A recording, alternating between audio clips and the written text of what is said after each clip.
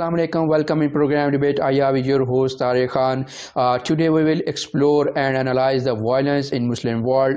Is it a myth or reality, or is it a propaganda or misbelief? What the factors contributing violence in Muslim world and the way forward? Let me bring our guest in program, Miss Asma Bangash. You are advocate and legal expert. Ma'am, thank you so much for joining, and you are welcome in program. Thank you for inviting me. It gives me immense pleasure to be here. Do we have more violence and armed conflicts and civil wars in Muslim world, or is it only a propaganda or misbelief? What is your analysis? If we look into the world today, we do see violence, we do see armed conflicts, civil wars happening in a number of Muslim countries. And if I may, we have seen what has happened or what has been happening in the countries like Iraq, like Yemen, like Syria, like our very own neighbor Afghanistan. So we cannot outrightly deny that there isn't any violence in any Muslim country, or that there isn't any civil war or armed conflict in any Muslim country, because that would be very much incorrect. But having said that, we should also not forget that these are only few countries and which can be numbered. So this is not the whole Muslim world. So tagging the whole Muslim world with this notion of violence, or saying that the whole Muslim world is carried away by violence, is a little unjust, in my opinion. Why Muslim world is more prone to violence, wars and conflicts? What are the factors contributing to the violence in the Muslim world? What is your analysis? I think I'll once again repeat that it's not about the whole Muslim world. Yes, there are certain Muslim countries which are having, civil wars, conflicts, but it's not certainly the whole Muslim world, I would say. But having said that, yes, there are active conflicts in some Muslim countries, and if we'll analyze each of these conflicts, we'll come up with different reasons, we'll come up with different factors, but there are certain factors which have been found to be common in almost all these countries with the civil wars, with armed conflicts. For instance, I think most of these countries have not been doing really well economically. They were having dictatorships, people were not happy with their governments, people were complaining about, political injustice, social injustice, political injustice in these countries. So, these were the kind of factors that, in my opinion, did pave the way for violence or civil wars in these countries. Certainly, I'm not saying that these are the only factors, but yes, they did play a major role in triggering violence in these countries. Asma, did 9/11 play any role in making the Muslim world more violent? Thank you for asking this question. It's a very important question. And in order to answer this question, I would like to turn some pages from the history. When the second, basically when actually the Cold War ended, so this notion of violence had decreased. And in the world, the world had become more peaceful, as a matter of fact. But then when 9/11 happened, this notion of violence once again was erupted, and especially I would say this time in the Muslim world. And I again would say that 9/11 was a very big tragedy, but then the kind of response that came from the Western world, from more specifically the United States and from the international community in the form of global war on terror, I think that was also no less than any tragedy, because in my view, it turned the whole world into a battlefield. And with this global war on terror, I think this notion was somehow spread in the world that the whole Muslim world was behind those 9/11 attacks, or all Muslims are kind of terrorists, and they, it is the religion that is, it's Islam that propagates violence, or it promotes violence or terrorism. I think these were the kind of notions which were not very much acceptable for the Muslims. So this 9/11 and then this global war on terror, it actually divided the world between Muslims and non-Muslims, and then it also kind of created the rift between them, and then it also fanned the sentiments of hatred between Muslims and non-Muslims. So we know what happened after 9/11 with Muslims in these countries like the UK and the US, where Muslims were suspected for terrorism, and they were some of them were arrested, some of them were even detained, and I think there have been certain, victims, I would say, who are still detained, and no charges of terrorism have still been, proved against them. So I think, 9/11 did play a major role in triggering violence, specifically in the Muslim world, because it radicalized the Muslim Asma, world. should we blame Western powers for the problems of the Muslim world, or the Muslims are the responsible for their own weaknesses and faulty policies for the unrest, chaos, and violence in their countries? And what would you say about freedom of expressions to insult someone? What is your I would analysis? not say that, Western countries or the foreign countries, they do not have any role in such kind of situations, because they always play their roles in such situations, and based on their own interests.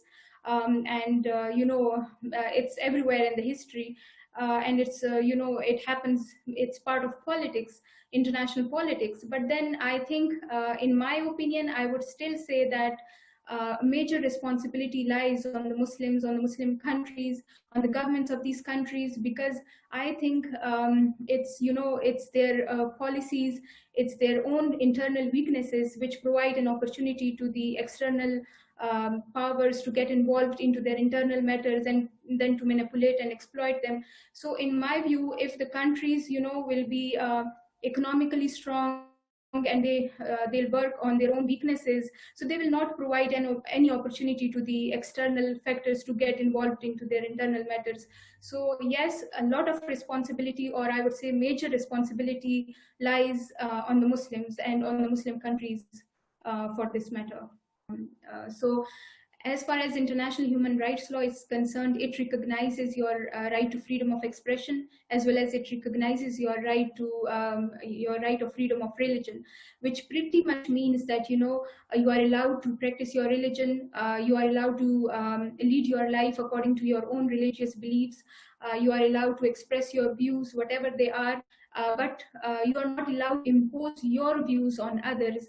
And this is the kind of defense which is usually taken in these matters with regard to Muslims, where the international human rights law experts usually say that women, for instance, they say that Muslims, they can hold their opinions, they can have their own views, but they cannot impose their views on others, and vice versa. I mean, non-Muslims can have their views and they can express their views, and if there is something objectionable for Muslims or for non-Muslims, they can always have they can get themselves engaged into peaceful protests.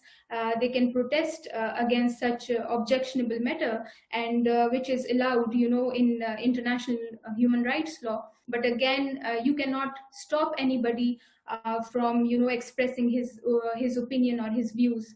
However, I have a different opinion on this. I think, there have to be certain limitations on the right of freedom of expression or opinion, because especially when the sentiments of others are involved, when the rights of others are involved, or especially when it's going to endanger international peace, or when it's going to endanger public security or public peace. So yes, I think there have to be, in my view, yes, there have to be some limitations on these Asma, what rights. is the way forward? What steps must be taken for ensuring peace and stability in the Muslim world? Is international law effective and helpful? How do you see Pakistan's role in the war on terror? What is your analysis? So I think, I would again say that there's no simple answer to this question, and it's quite a debatable, question. But I think, the countries have to work on their economies, and they have to improve their economies. They have to come up with policies which are more people friendly. So, they have to work on the economic justice, social justice, political justice in their countries. And so in my view, if there will be no internal weaknesses, so I think no country will be able to exploit them or manipulate them, or to get in, or they'll be able to get involved into the internal matters of the other countries. So yes, countries have to, it's high time that the countries work on their economies, and they have to come up with people-friendly policies, and they have to ensure, economic, social, political justice in their countries. It's very unfortunate. I would again say that there are active armed conflicts, civil wars happening in these countries, which some of you already mentioned. So I would give you a specific example, and we can discuss the example of Syria here. I think, we all know how the Syrian conflict started. Basically, it was the Syrian people who got into the streets against their own government, because initially, following the Arab Spring, they were not very much happy with their government. They were not very much happy with their government's policies. They were complaining about, poverty. They were complaining about unemployment. So they wanted some change, and they wanted their government to step down. So basically, these were the Syrian people who actually got into the streets, and they were protesting. This situation worsened actually when the government began to use force against its own people, and then with the passage of time, this whole situation escalated into a civil war, which then provided an opportunity to the external factors, to foreign countries, to get involved into this conflict or into this situation, and then they manipulated and exploited this situation according to their own interests. Today we see, a number of countries are involved in the Syrian conflict. A number of, non-state actors or parties are involved in the Syrian conflict, and this has become so complicated that it is sometimes even difficult for the, experts to analyze what kind of conflict is going on in Syria at the moment, because there is an international armed conflict, there is a non-international armed conflict, and some experts are also of opinion that it is now an internationalized non-international armed conflict because of the different parties that are involved. It's there are external parties, and then there are non-state actors, and then there's the Syrian government that is involved. So, yes, a lot of such situations are happening in the Muslim countries, and it's very, very unfortunate. So I think, again, I would say that it is high time for the Muslim countries, for the governments of these countries to, to manage their matters, internal matters, and not to allow other countries, or not to provide opportunities to the other countries to exploit them, because then the situation comes that, it becomes really, really difficult for any country to, sort them out. For the wars and armed conflicts, so there is this law which is called as International Humanitarian Law, or Law of an Armed Conflict, but that law is not concerned with with who is starting the war, or whether it's a just war or it's not a just war. It only tries to minimize the effects of wars or armed conflicts. It tries to protect the civilians from the harmful effects of wars. So I think when it comes to international humanitarian law, it tries to minimize the effects of these wars on the civilians or on the protected persons, for example, on women, children, or elderly, or those who are not taking part in hostilities, for that matter.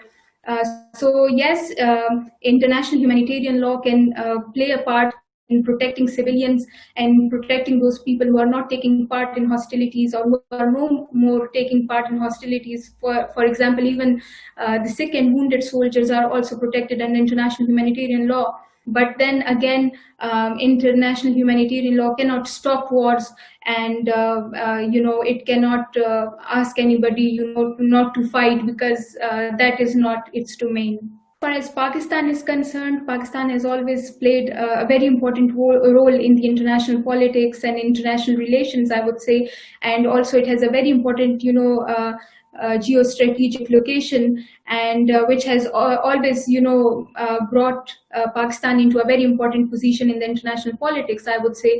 And as far as the, this global war on terror is concerned, as I've already mentioned, that in my analysis and in my view, I would say that it was a tragedy, and 9/11 was a tragedy, and then it was followed by this tragedy of global war on terror, because this in my analysis, I think it should have been, directed against one group, I would say, or one organization which was suspected for the 9/11 attacks, rather than targeting the whole Muslim world or all the Muslims. So and this was the mistake which was made by the Western countries, or by more specifically by the Bush administration, I would say, or by the international community, because with this global war on terror, they turned the whole world into a battlefield, and it was more directed against Muslims.